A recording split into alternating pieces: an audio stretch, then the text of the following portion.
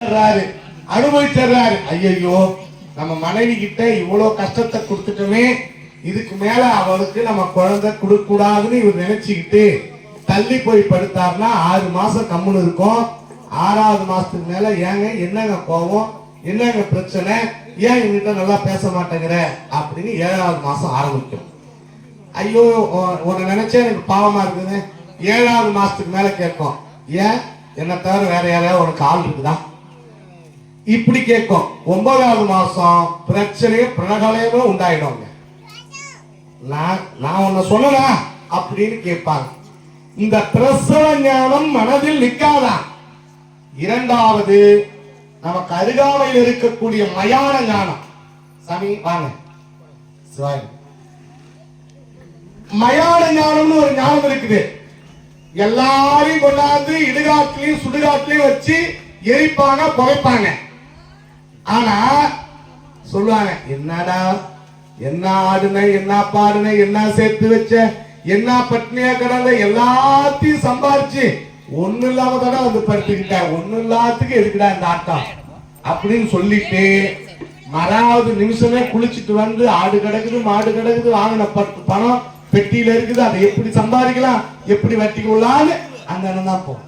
நாம இந்த புண்ணியத்தை இது மாதிரி அங்காளம்மன் கோயிலை கட்டி வைத்து, இப்படி மரங்களை நட்டு வைத்து, இப்படி மக்களுக்கு நல்லகை செயலை செய்ய வேண்டும், இதை விளக்கேற்ற வேண்டும், அதனால் நம் குடும்பம் விளக்காக இருக்க வேண்டும் என்று நினைப்பார்களானால் அது நிறைய பேருக்கு இல்லை என்பதுதான் வரலாறானது.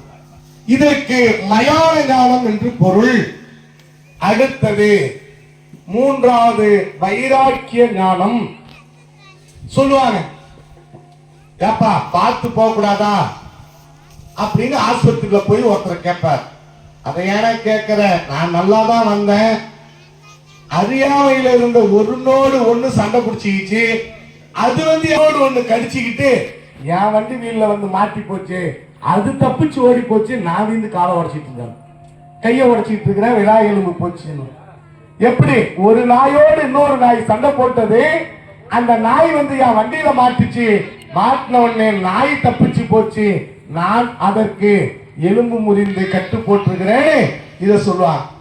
ஒரு 6 மாசம் 1 வருஷம் 2 வருஷம் கழிச்சு இவருக்கு நல்லா ஆயிடும், இவர் போய் பட்ல படுத்திருப்பாரு. என்ன தம்பின்னு கேட்டா, அதை ஏன்னா கேட்கிறேன், நான் நல்லாதான் போயிட்டு இருந்தேன், 5-6 நாய் தெரு நாய் ஒரே காலை கவுற மாதிரி வந்தது, என்னடா கடிச்சிருமோன்னு இந்த காலை தூக்குனேன், என்ன அப்படி வண்டியில மாட்டி என்ன சாட்சி விட்டு இப்ப இப்படி ஆகி போச்சுன்னா கால் முறிஞ்சு போச்சு, கட்டு போட்டுக்கிட்டு இருக்கிறேன்னு சொல்லுவேன். இது நமக்கு வைராக்கிய ஞானமா. என் தம்பி கடனை இன்னொருத்தங்களுக்கு வாங்கி கொடுத்த, சாட்சி போடாதன்னு சொல்லிட்டு இவர் ஒரு நாளைக்கு சாட்சி போட்டுட்டு இவர் மாட்டிட்டு இருப்பார். இது வைராக்கிய ஞானம் என்று பொருள். அதெல்லாம் நம்ம வீட்டுல நடக்கக்கூடாது என்றால் இந்த விளக்கை ஏற்றி மகிழும். இந்த விளக்கை ஏற்றி மகிழ்ந்தா என்ன பண்ணுவார், அம்மையப்பராக திருவுள்ளம் கொண்டு நமக்கு அருள் செய்து அகில உலகங்களையும் ஆளக்கூடிய அன்னையானவள் அகில உலகத்திற்கும் நம்மை அன்புக்குரியவராக வைத்திருப்பார். எல்லாம் உரியர் அன்புரியர். அன்பு யாருக்கு உரியவரோ அவர் எல்லாத்துக்கும் உரியவர்களாக இருப்பார்கள் என்று நம் தமிழ் மறை கூறுகிறார். அந்த நிலையிலே இப்பொழுது திருமகளாக மலைமகளாக இவ்விடத்தில் திருவிளக்கை ஏற்ற அன்போடு இங்கே தாய்மார்களை பணித்து இப்பொழுது திருவிளக்கினை ஏற்ற முற்படுகிறோம்.